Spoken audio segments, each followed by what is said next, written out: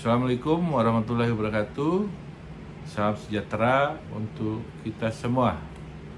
Syukur alhamdulillah kita bisa bertemu lagi di mata kuliah paruh kedua dari perkuliahan Etika Profesi Komunikasi. Kemarin memang saya sempat istirahat sekitar 2 bulan karena sakit. Alhamdulillah kondisi saya sekarang sudah membaik dan diminta oleh Bapak Dr. Amrin Saleh sebagai koordinator untuk bisa bergabung lagi di paruh kedua perkuliahan kita ini, pertemuan 8 sampai 14 ya. Sayangnya memang kita tidak bisa ketemu di kelas karena situasi negara kita sedang ada COVID-19, sehingga kita menyelenggarakan kegiatan perkuliahan melalui online. Dan saya memilih menggunakan channel YouTube untuk menyampaikan materi pada hari ini tentang etika periklanan ya. Jadi Anda bisa nanti subscribe atau akses YouTube saya, dan kalau jika nanti ada pertanyaan bisa kita melalui WhatsApp group gitu ya. Saya pikir ini lebih mudah, lebih gampang lah ketimbang menggunakan metode online yang lain gitu, karena memang saya dari dulu memang banyak menggunakan media YouTube untuk menyampaikan tugas atau materi perkuliahan.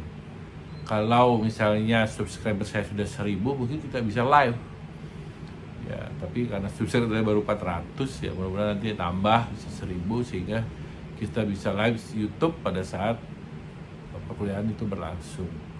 Baik ya,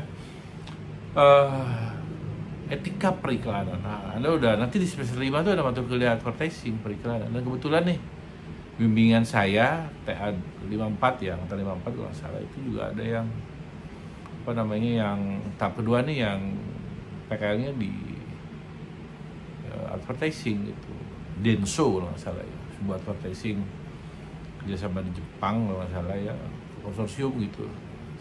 Dia sedang menulis dan belum bimbingan sih, masih menyelesaikan TA-nya. Jadi dia menjelaskan sebuah proses produksi periklanan. Jadi nanti kalaupun Anda nanti ada yang PKL tahap pertama bulan Juli atau Agustus, tahap kedua, minimal punya bekal tuh, mana yang boleh, mana yang tidak yang dilakukan untuk membuat sebuah konten ya. Sekarang ini kan iklan sudah berkembang luar biasa. Zaman saya itu kan yang menjadi arus utama iklan itu mana TV kan. Jadi belanja iklan paling besar itu kan miliaran rupiah atau sampai mungkin 1 triliun ya, itu di TV ya.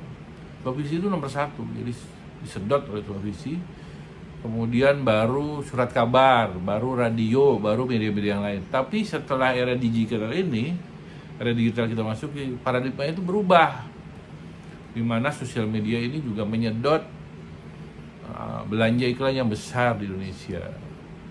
Sekarang itu YouTube ya, terus kemudian Facebook, ya, Instagram itu menjadi media-media arus utama mainstream untuk beriklan. Bayangkan itu ya. Kita lihat misalnya vlog-vlog artis ternama seperti Run Entertainment berkembang, followernya 13 juta. Mbak Paula Bapau, followernya berapa? 10 juta. Yang nomor 1 Atta Halilintar, Ria Ricis. Kenapa mereka bisa hidup dan berkembang? Karena iklannya luar biasa. Dari AdSense juga dapat ketika iklan. Ada, coba Anda lihat di Run Entertainment gitu ya. Ada Kopiko, kemudian ada Beng Beng, itu ada lagi apa tuh ya, minuman coklat saya lupa ya. Ada biskuit gitu ya.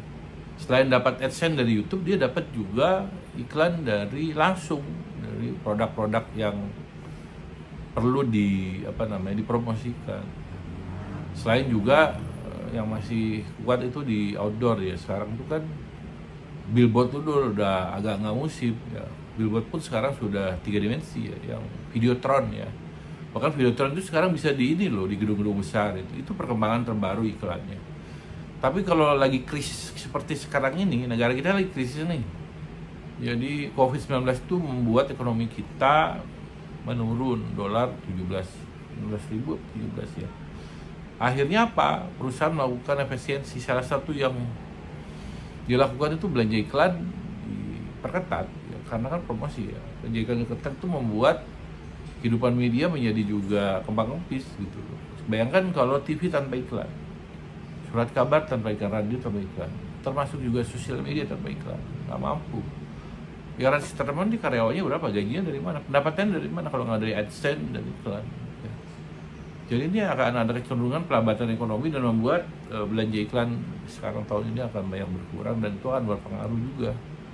Karena banyak orang yang hidup di dunia periklanan. Di dunia periklanan belum lagi yang di konten-konten digital gitu ya. Semuanya berharap dari AdSense ataupun langsung dari iklan. Oke, sekarang kita bicara tentang etika periklanan. Ya. Jadi etika periklanan itu adalah dibuat itu kalau kita bicara itu tahun 1981. Kemudian disempurnakan tahun 96 dan 2005. Saya belum update yang terbaru.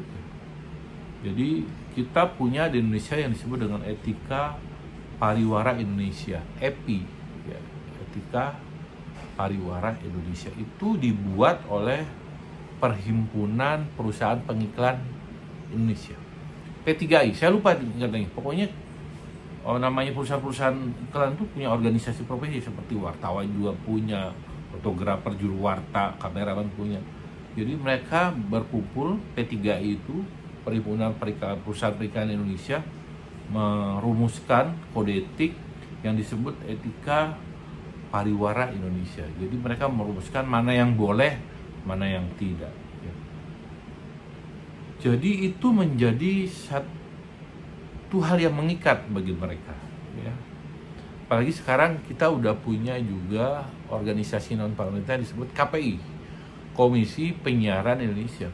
Jadi KPI itu bukan hanya sekedar mengawasi konten-konten yang ada di TV, ya, tapi juga semua termasuk kita juga dapat mana iklan-iklan itu diawasi oleh KPI. Wasitnya itu dia gitu. Jadi dulu mungkin cerita pernah di Dahsyat itu dapat teguran dari KPI. Saya dengar ceritanya kemarin dari salah satu yang produser yang keluar ya. Akhirnya sampai berhenti itu program Dahsyat tahun 2000 berapa ya? 18 apa gitu ya. Nah itu jadi Indonesia itu ada seperti Dewan Pers untuk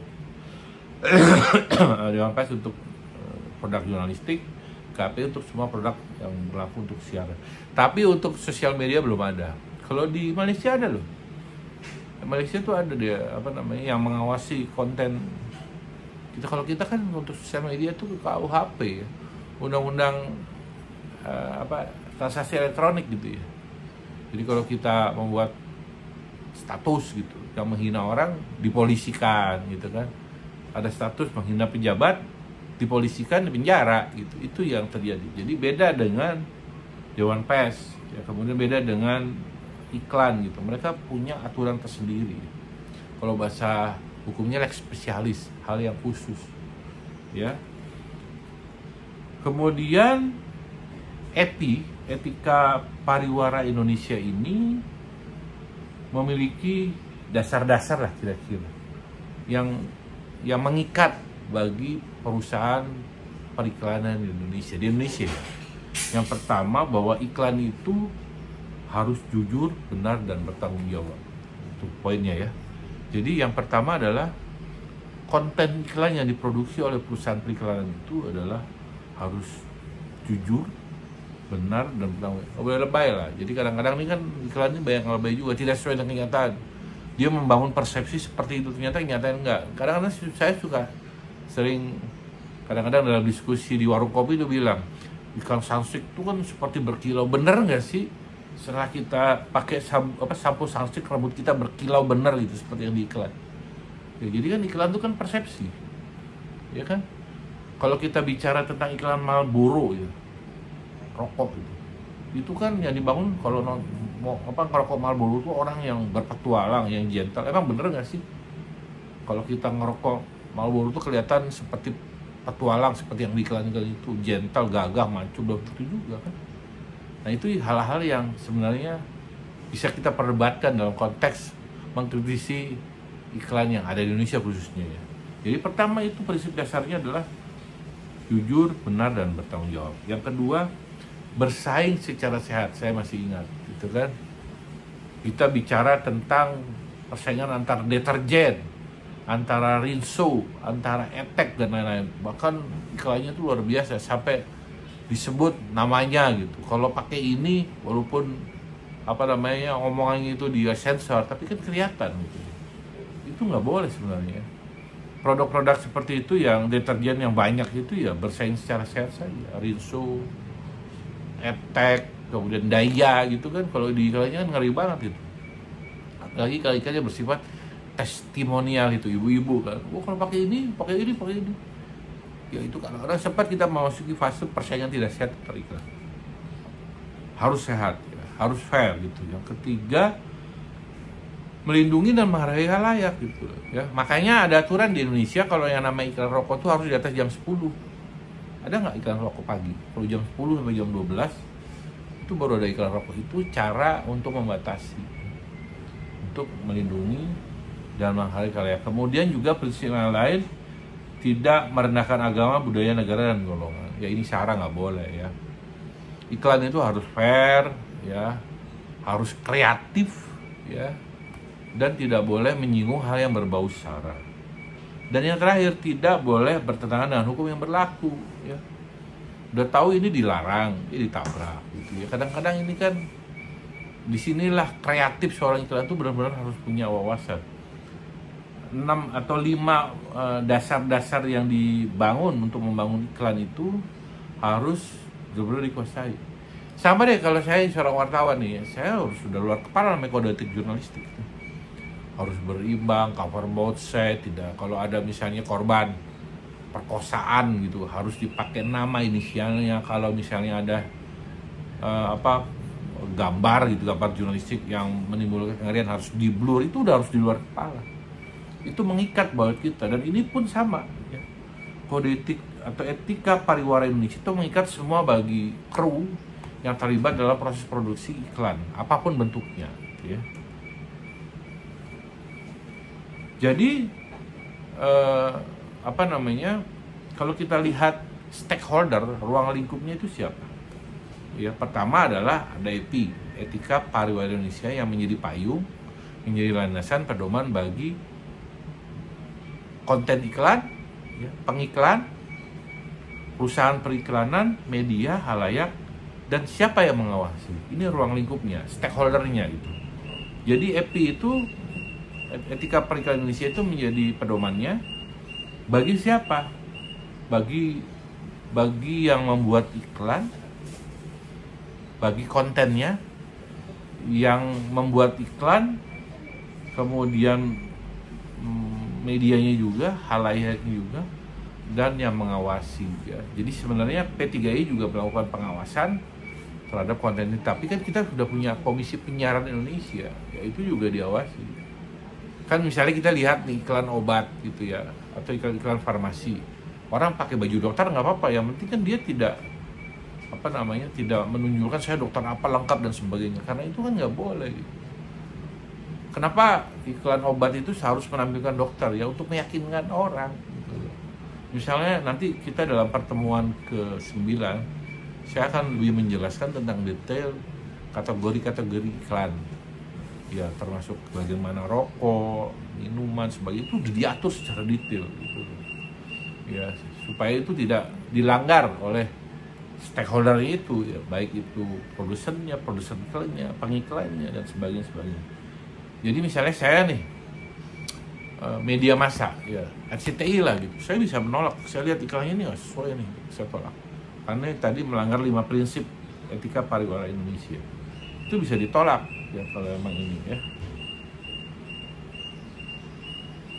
Nah, kalau kita bicara konten iklan itu ada hak cipta.